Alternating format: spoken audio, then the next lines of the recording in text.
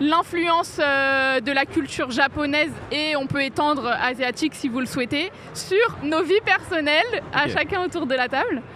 Il faut savoir que le Japon a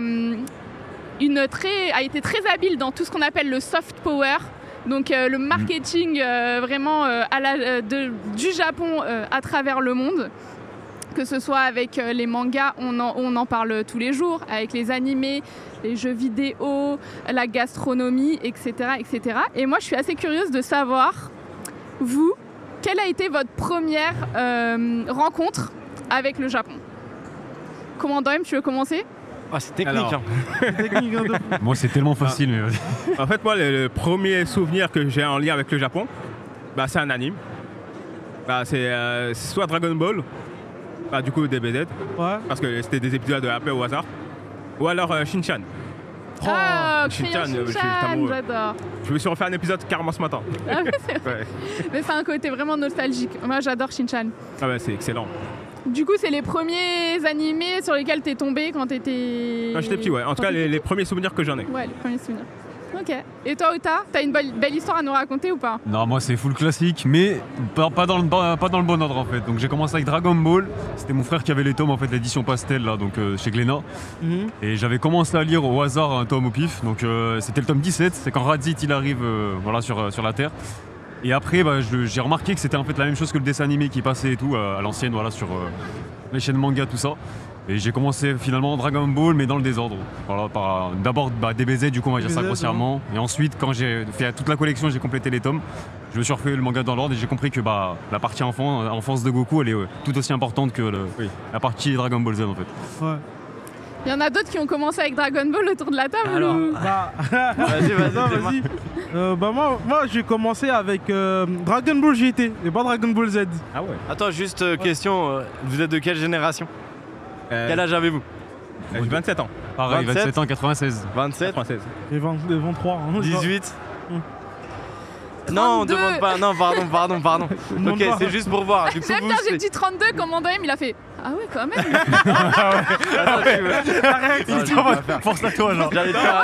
J'allais faire une parenthèse, mais je suis là. C'est parce que je pouvais pas tout nage. Il se rattrape. Bien rattrapé. En tout cas, on est une majorité de millennials. Ouais. On a un Gen Z avec nous. Ouais, ça va. Gen Z, je me considère plus vieux que la moyenne. Ouais. Parce que moi, pour être transparent, c'est pas DBZ le premier qui m'a touché, c'est Pokémon. Aussi, le truc qui m'a mis dedans, c'est Pokémon. Et justement, du coup, pour un peu lancer le débat, est-ce que pour vous, vous êtes touché par la cause animale et faune et flore, je dirais? En vrai, si. Toi, tu t'en bats les couilles. Vous deux aussi, quand même. J'ai toujours eu des chiens, donc si. Moi, non, parce que j'ai jamais... Ah si, quoique. Parce que pour moi... J'ai un petit chien quand j'étais petit. Puis je l'ai plus vu. Oh non, mais c'est trop triste. Oh, le background. Parce que pour moi, je pense que notre génération, là, Pokémon, a été grave matrixée sur la maltraitance animale. Parce que je suis en train de me refaire tous les épisodes de la saison 1, saison 2, les débuts. Et tu te rends compte que dès que t'as quelqu'un qui maltraite son Pokémon, c'est le méchant, tu vois. Oui. Donc, clair de rien, inconsciemment, je pense que Pokémon a vachement apporté dans nos cerveaux pour faire attention à nos animaux et faire attention aussi à la flore, parce que tu avais aussi tout ce qui est Boostiflore, Chétiflore, c'est tout comme ça, tu vois. Voilà, c'est mon petit point de vue. Je sais pas si vous êtes d'accord ou pas. Donc moi, fort Pokémon, et après DBZ, Yu-Gi-Oh, ce genre de trucs.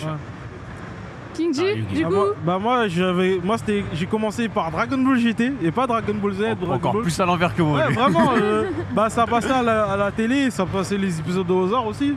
C'est comme ça que j'ai connu Dragon Ball. Sinon j'avais Doraemon. Doraemon que j'avais connu. Il y avait aussi Yu-Gi-Oh! Il y avait Pokémon. J'aimais pas Pokémon à l'époque.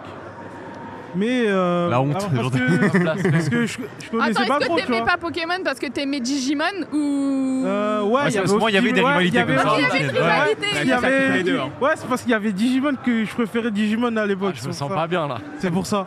Donc en vrai, j'ai eu une bonne offense. Dites-nous dans le chat quelle a été votre première rencontre avec le Japon, que ce soit animé, manga ou autre. Moi par exemple, la première fois que je me suis dit « Waouh, c'est japonais et c'est stylé », c'est en regardant un film de Hayao Miyazaki. Je consommais déjà évidemment des animés puisque ça passait à la télé, etc. Mais sans me rendre compte que c'était quelque chose de japonais, quoi. Pour moi, c'était juste des dessins animés. Ouais, c'est j'avais ça. pas forcément c'était pareil. le truc. J'ai grandi avec le Club d'eau sans le savoir en fait, avec mon frère. Et tout ce qui est Nicky Larson et tout, pour moi c'était juste un dessin animé en fait. J'avais aucune conscience que c'était vraiment issu d'un manga de base et tout. Ce qu'il faut savoir, c'est que du coup, je vous parlais du soft power japonais. On appelle ça aussi le Cool Japan. C'est une initiative qui a vraiment été mise en place par le gouvernement japonais à partir de 2002. Et c'est là où le reste du monde a vraiment commencé à s'imprégner de cette culture japonaise. Avec des coups marketing très bien ficelés, parce qu'on parle par exemple de Hello Kitty et plein d'autres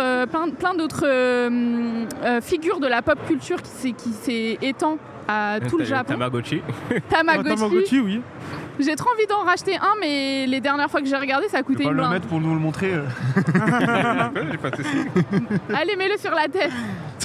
Oh là là, il est Incroyable. pas Voilà, là c'est le commandant mignon là. Comment En, The kawaii. ouais. En 2001 ou 2002, c'était, je sais plus, c'est aussi l'année où Le Voyage de Chihiro a remporté un Oscar. C'était le premier film d'animation à remporter un Oscar.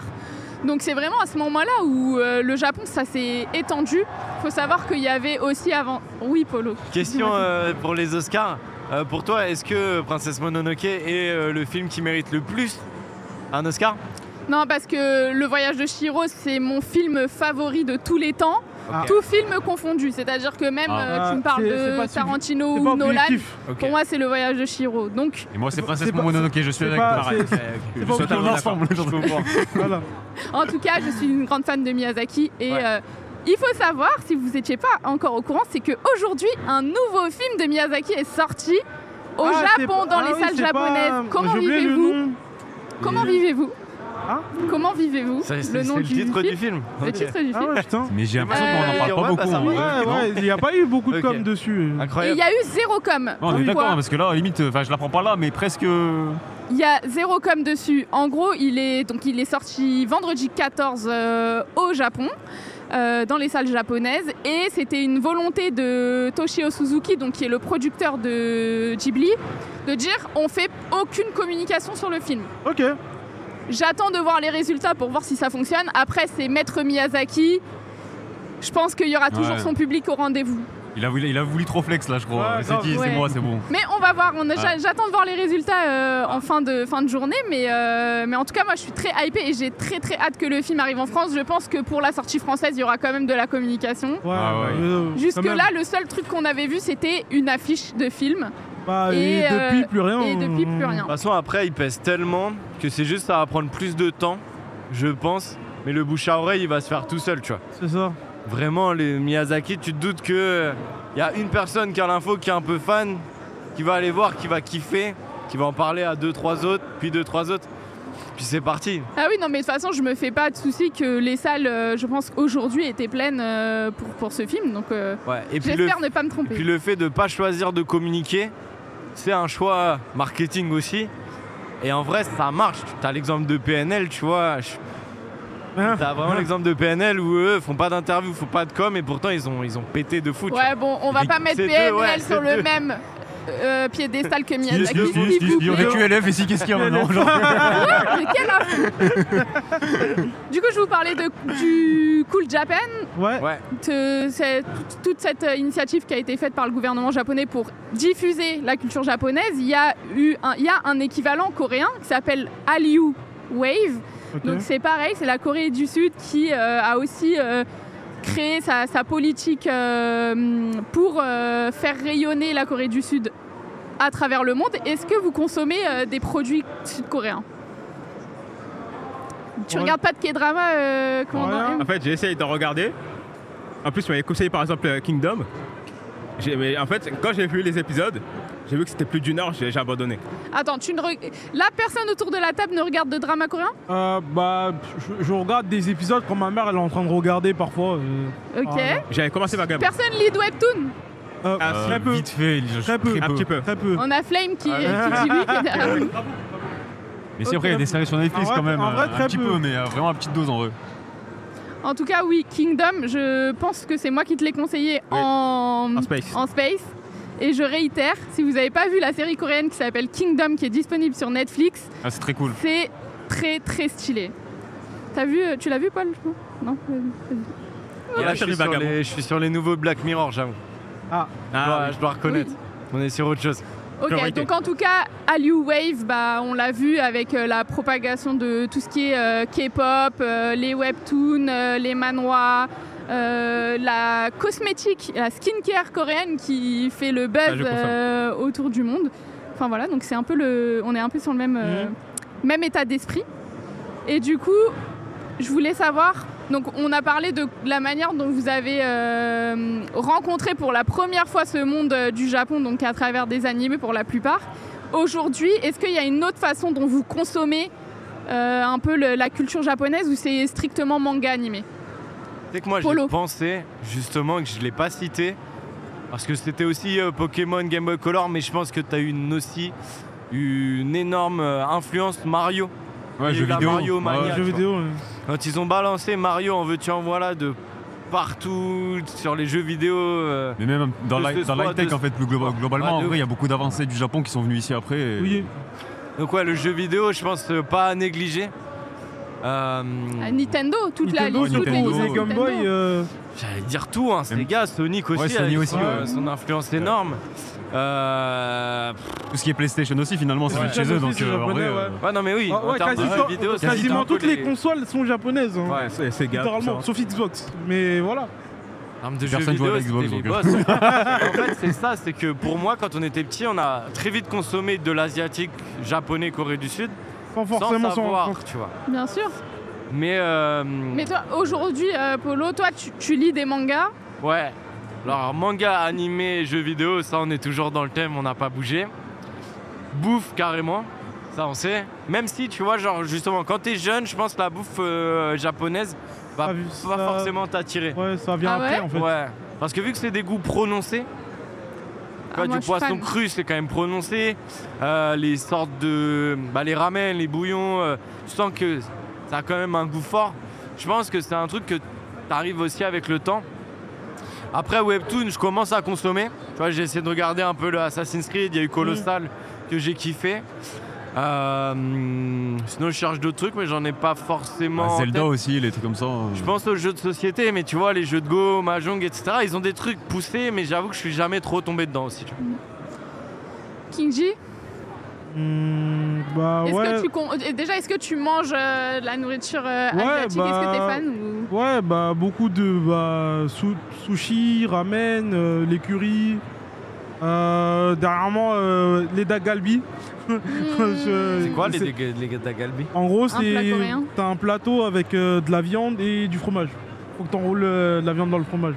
Et c'est trop bon. C'est une brochette bœuf fromage, mais avec des plateaux de... Ouais, voilà. Ok, d'accord. C'est exactement ça. Ok. Moi, pareil, en vrai, j'adore la bouffe asiatique ou japonaise, peu importe.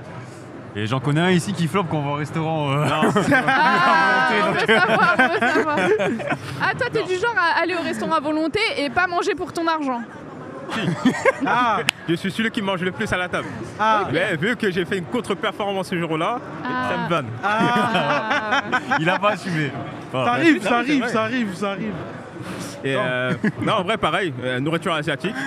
Après, j'ai travaillé à Opéra, donc j'ai fait vraiment un gros tour des restaurants. Il y a quoi encore?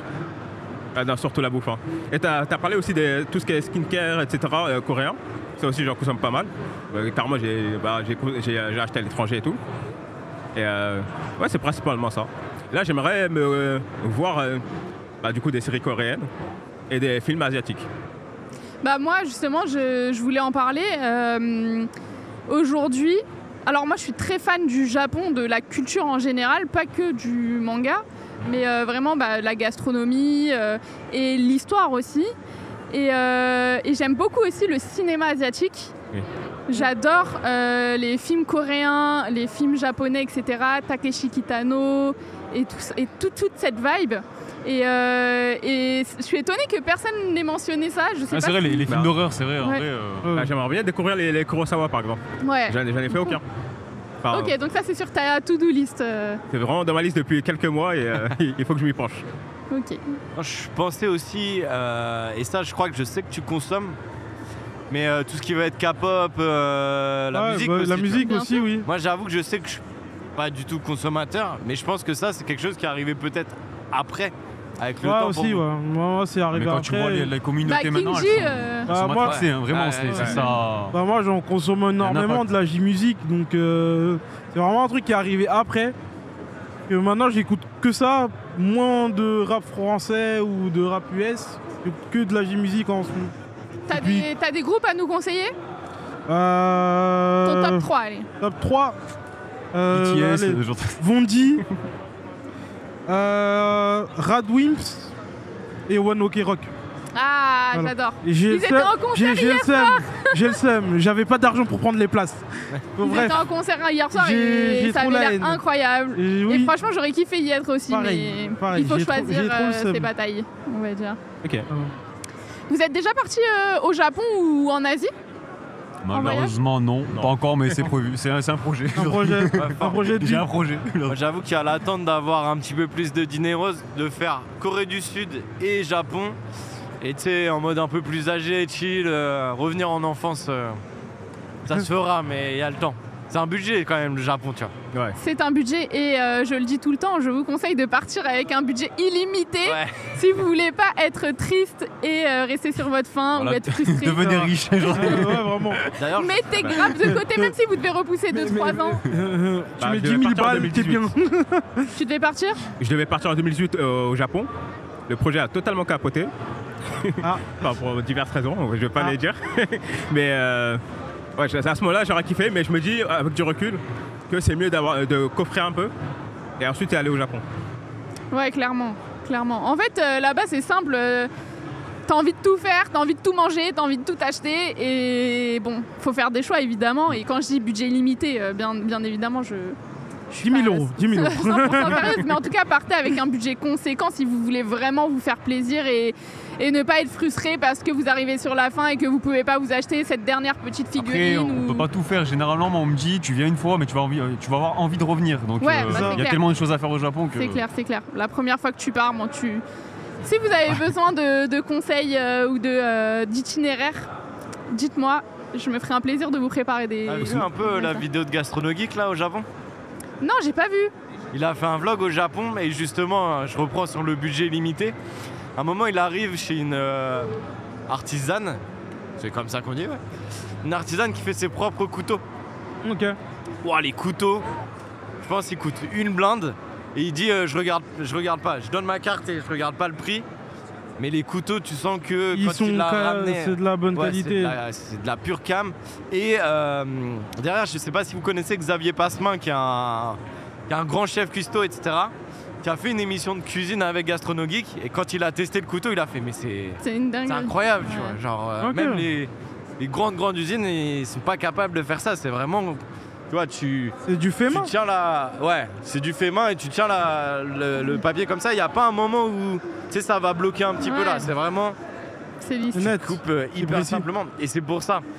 En vrai, quand tu y vas, tu te doutes qu'il te faut un budget. Voyage, hôtel, tout ça, tout ce que tu veux. Mais aussi tout ce qui va être autour. Tu vois, un beau couteau, une belle peluche, un jeu vidéo rétro qui va te ramener dans ton enfance. Mais au-delà d'acheter, il y a aussi les activités sur place où Ouais, l'expérience. tu peux être frustré si tu dois choisir entre faire ça ou ça Ouais. parce que t'as pas prévu assez de budget. Mais comme disait Ota, de toute façon, tu pourras pas tout faire en Ouais. une fois. Mm. C'est clair. Mais voilà, faut réitérer. Donc, ouais, faut devenir riche vraiment. Dans le chat, on nous dit que ça Bon lag conseil. un petit peu. N'hésitez pas à nous dire si c'est mieux ou pas. J'espère que Ouais, des Si fois, on a c'est des entendez si activités. c'est quand un même peu un minimum. saccadé, c'est normal, c'est que la co elle est pas ouf. C'est qu'il y a beaucoup de monde. Yes. Et aussi. King G, si tu pars au Japon, c'est quoi la première chose que tu veux faire absolument? Waouh. Ouah, j'ai pas réfléchi. Je pense que la première chose c'est aller bouffer. Hein. Vraiment, c'est la première chose que je ferais. Hein. La base. Ouais, vraiment aller bouffer. Toi, t'as des bonnes questions. Je vous laisse répondre. Je réfléchis. Toi, Libote en Ouais, touche. Vas-y. Bah moi, ça serait plus... c'est pas forcément les quartiers que genre Shinjuku, etc. mais plutôt des paysages. Par exemple, Nara, tu en avais parlé une fois. Et l'île aux chats, ça m'intéresserait beaucoup. On a vu ma petite chronique. N'hésitez pas à aller retrouver sur YouTube toutes les anciennes émissions et les chroniques qu'on a fait et dont on a beaucoup parlé. Yes. Moi je pense que j'irai à Shibuya prendre la photo pour dire vous êtes pas prêts pour cet arc. Non je rigole. Mais en vrai j'irai dans les temples je pense. Vraiment le truc qui te déconnecte de tout. Et je ferais ça en premier je pense avant de faire les trucs manga tout ça. Ouais. Tu sais qu'il y a un truc super cool avec les temples, c'est moi j'adore les temples et il y en a tellement à voir, il y en a des milliers et du coup tu peux récupérer un petit carnet, donc soit tu t'achètes ton propre carnet ou soit t'en prends un dans un temple et à chaque temple tu peux avoir un tampon qui atteste de ta visite du temple, c'est complètement gratuit. Et du coup, tu peux un peu collectionner tous les tampons des temples que tu as vus. C'est le Pokédex des temples, genre. Ouais, Pokédex des temples. Non, mais alors pour le Japon, il y a de Pokédex de tout. Même les gares, tu peux tamponner toutes les gares que tu as visitées, etc. Enfin, il y a trop de trucs. Est-ce que tu gagnes un truc à la fin quand tu as tout tamponné? Non, juste. Ça serait marrant, genre. Alors, tu as des rallyes, des fois sur des licences. Ou en gros, je sais pas, une licence, on va te dire Naruto, t'as un rallye Naruto, et donc tu vas devoir aller dans différentes gares récupérer des tampons. Et je pense que quand t'as tous les tampons, là, tu gagnes un petit truc. Mais sinon, sur les trucs culturels, type temple ou gare, c'est juste pour pour toi et pour kiffer ton voyage. Et aussi, dans le chat, on nous dit Tokyo, Mont Fuji en premier, aller dans un onsen de fou. Ah ouais, ouais. Bonne pioche. Ça va être tout nu. Hein. Ouais, je vais faire de mettre tout nu à côté des vieux dans le onsen. Ils vont me regarder bizarre. Gaijin. Mais c'est pas grave, c'est fait pour. Ouais, mais... C'est trop bien les onsen. Vraiment, je venez vous comme vous êtes.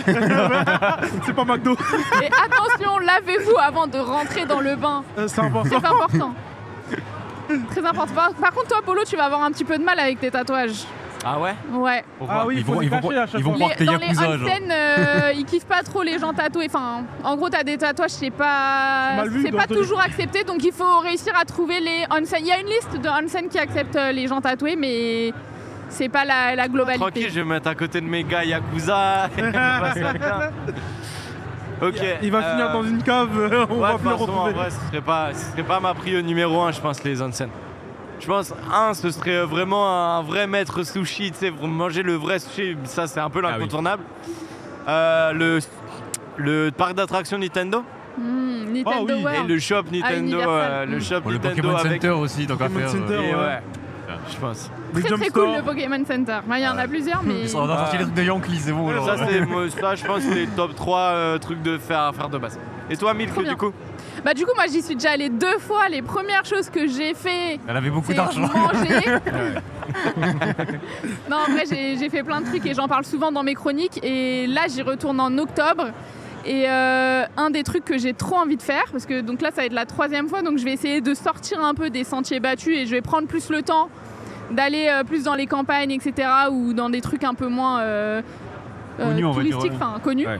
Et là, le truc que je me suis dit qu'on allait faire en octobre, c'est traverser la Shiminami Kaido. C'est une route qui est au niveau de la mer Seto, donc à l'intérieur du Japon, qui relie 6 îles. Et en fait, tu peux traverser toutes ces îles en vélo. Ah ouais, c'est des îles oranges. Et donc, du coup, c'est des îles dorées, quoi. Tu fais je suis pédale là-bas. Non, en vrai, c'est pas si long.